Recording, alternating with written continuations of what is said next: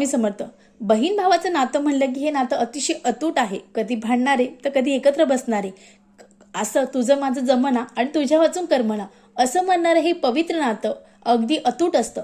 मग असंच यावर्षी जे रक्षाबंधन आहे, या रक्षाबंधन कधी आहे, त्याचं शुभ मुहूर्त काय, कोणत्या शुभ मुहूर्तावर आपल्याला आपल्या भावाला राखी बांधायची आहे, हे आज आपण जाणून घेणार आहोत.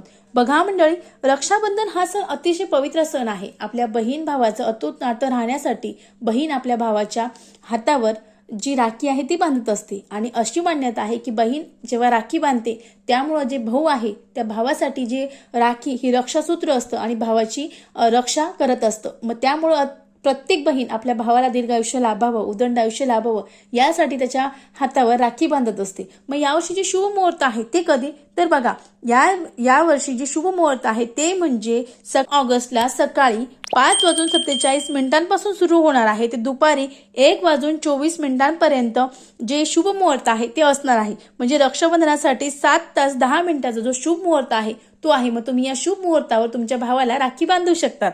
श्री स्वामी समर्थ. धन्यवाद.